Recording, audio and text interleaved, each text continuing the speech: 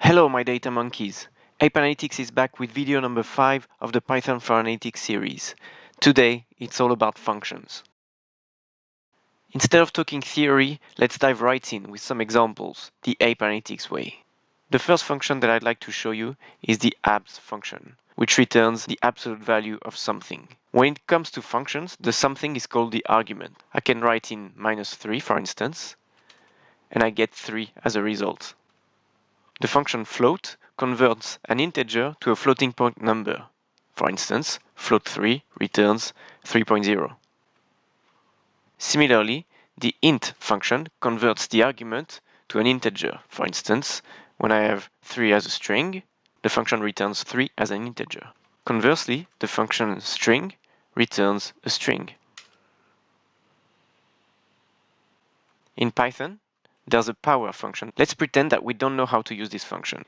In Jupyter, you can get help on that function using the Shift plus Tab shortcut. If I press it multiple times, it will display help at the bottom. I can see how it's built and what it is for.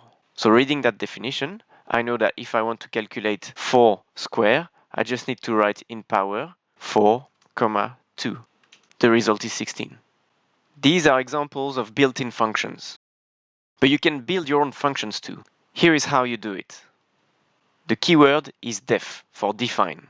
Let's say I want to build a function that triples the argument. I'm calling that function triple, and x is the argument that I'm going to use in the definition. This x could be anything, by the way. I want that function to return 3 times x. Our function is now defined. So let's call it to check it works. Triple 6, 18. You can obviously build functions with multiple arguments. For instance, if I want to build a function that computes the difference between two numbers, I'm just going to write def sub a and b, my two numbers, and I want it to return a minus b. Let's test it. Sub 4, 6, minus 2. You can also have functions with no argument. For instance, I want this notBright function to print. This is so dumb. We can call it. This is so dumb. Now, trick time. We're going to talk about recursion. Let's go back to our notBright function. Let's paste it here and modify it slightly. Within the function definition, I'm going to call the function itself. Let's see what happens. You can see that my cell is running. Now it's done. I have this is so dumb printed many times.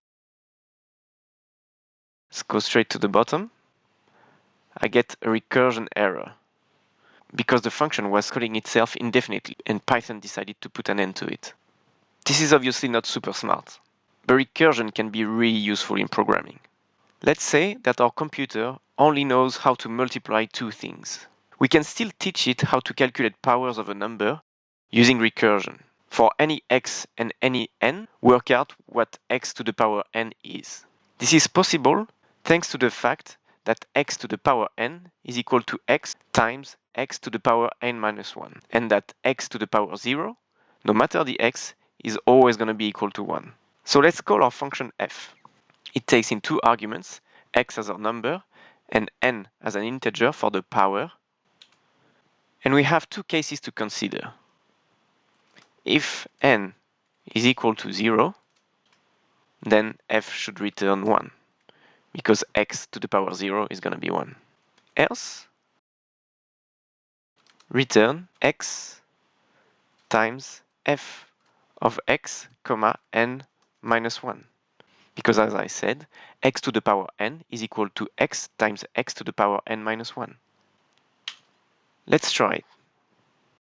2 to the power 3 is equal to 8. It works. This is what happens behind the scenes when we build a recursive function. Python knows that f of 2, 3 is equal to 2 times f of 2, 2. It also knows that f of 2, 2 is equal to 2 times f of 2, 1. It also knows that f of 2, 1 is equal to 2 times f of 2, 0. And finally, it knows that f of 2, 0 is equal to 1. Python can then plug back in that 1 into here, and that 2 into here, and that 4 into here. 4 times 2 is equal to 8. Magic, I told you. Now that you know what functions are, we can move on to methods. All you need to know is that methods are functions that are specific to an object. For instance, let's consider that list. I can build a new variable called myText and call the copy method on the text list. The syntax is object.method. And guess what? The copy method just makes a copy of the list. So I can build a for loop forward in myText, print word. Welcome to the Xender zone. I'm just going to give you another example of a method, but I think you got the idea. Let's consider this list of numbers. I can use the sort method to order them in ascending order. There you go. But enough with the generic examples. The people demand data, so I shall provide data. Let's say we want to build a function that takes in a list of numbers and return their median. So let's consider these three lists of numbers, A, B, and C. Before we write our function, let's take a step back and try and compute a median manually for A and B.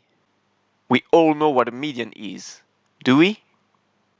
Very quickly, it is the middle value of a distribution, separating the higher half from the lower half.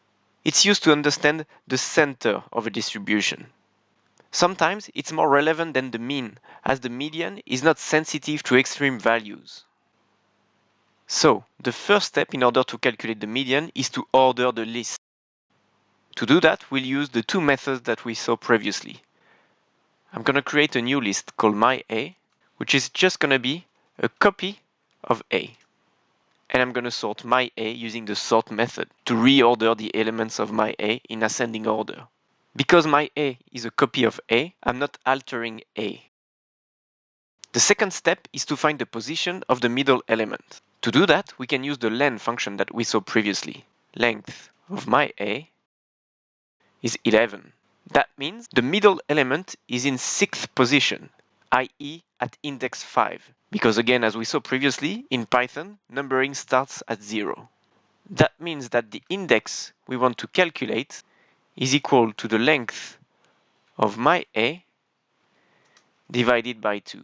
I am using this double division sign for the floor division, which returns the integer part of the division.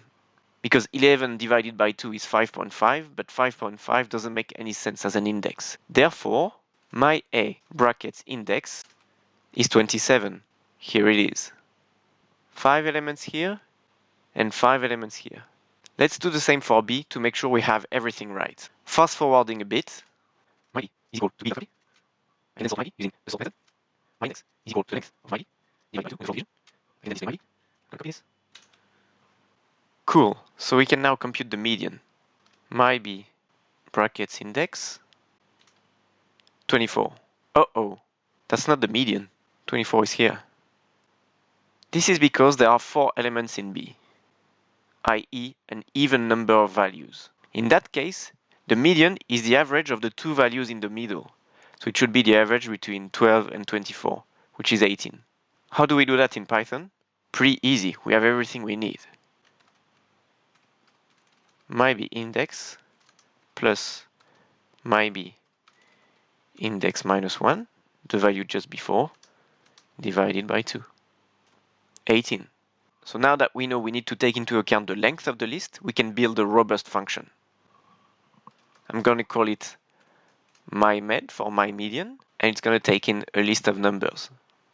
So I'm calling the arguments nums. First step is to make a copy so that I don't alter my list.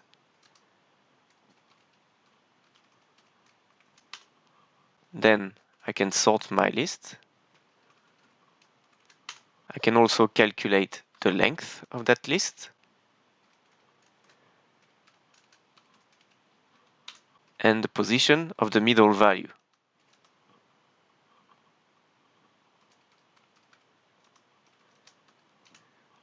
Now, there are two cases to take into account, odd number of elements and even number of elements. So let's use our beloved if statement. The first case is if the length of my list is odd, i.e. if the division of the length of my list by 2 has a remainder different from 0. That's the meaning of that percentage sign.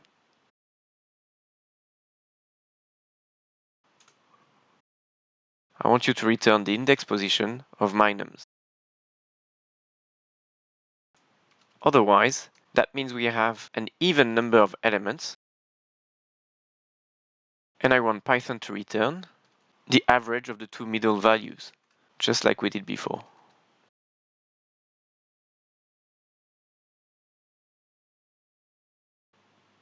That's it.